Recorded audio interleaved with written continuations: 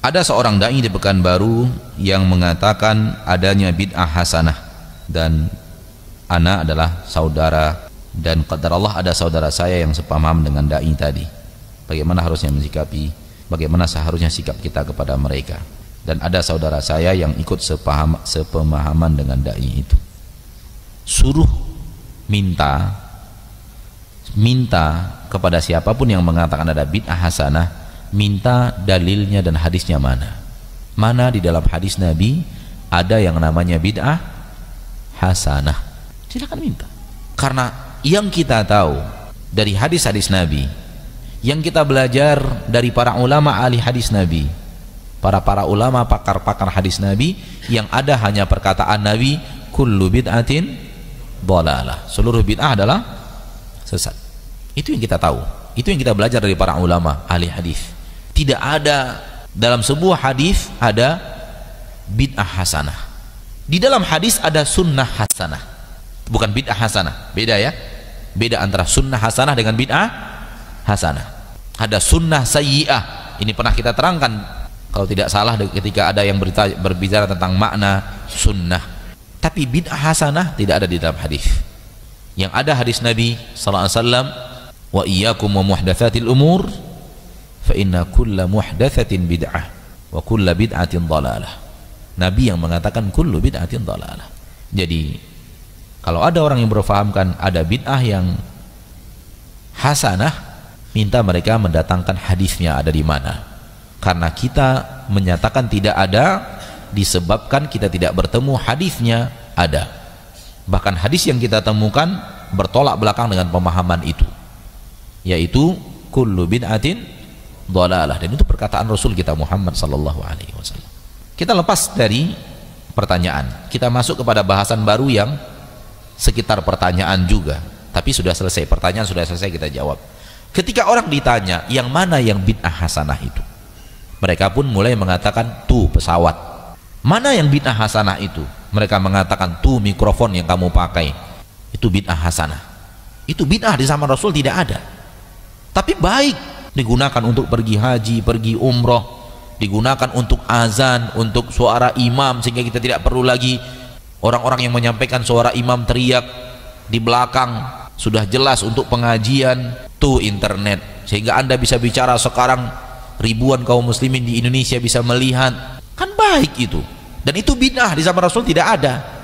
Ini yang sering mereka bawakan sebagai bid'ah hasanah.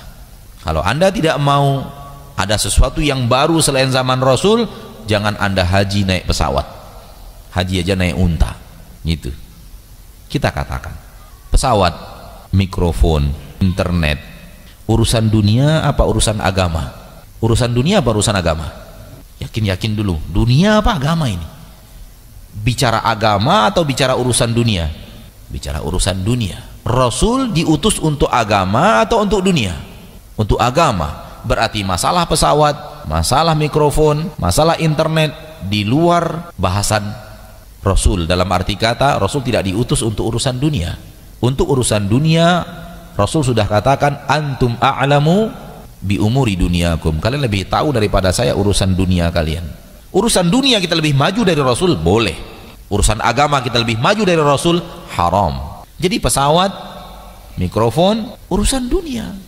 Rasulullah diutus untuk urusan agama, dan ketika Rasulullah berbicara kullu bid'atin dhalalah dalam urusan agama, bukan dalam urusan dunia. Jadi dalam urusan agama tidak boleh ada bid'ah, dalam urusan dunia silahkan ada bid'ah. Kalau memang itu adalah bid'ah yang baik, ada sesuatu yang di zaman kita tidak ada di zaman Rasul, ya silahkan saja. Kan itu urusan apa? Urusan dunia, karena bukan urusan agama. Pesawat bukan urusan agama, mikrofon bukan urusan agama, listrik bukan urusan agama, tidak masuk dalam bahasan ilmu agama. Ya silahkan saja. Nabi sudah memberikan keleluasaan kepada umat soal urusan dunia, silahkan lebih tahu daripada saya. Tapi urusan agama semuanya kembali kepada Rasulullah sallallahu alaihi wasallam. Jadi adanya pesawat tidak bertabrakan dengan agama kita, adanya mikrofon tidak bertabrakan dengan agama kita, karena ini urusan dunia. Adanya internet tidak bertabrakan dengan agama kita, karena ini urusan dunia. Dan Rasulullah SAW ketika bicara haji tidak pernah berbicara alat apa yang digunakan untuk pergi haji, nggak pernah, karena itu urusan dunia. Urusan hajinya adalah wukuf harus di Arafah tanggal 9, nah, itu urusan agama tuh.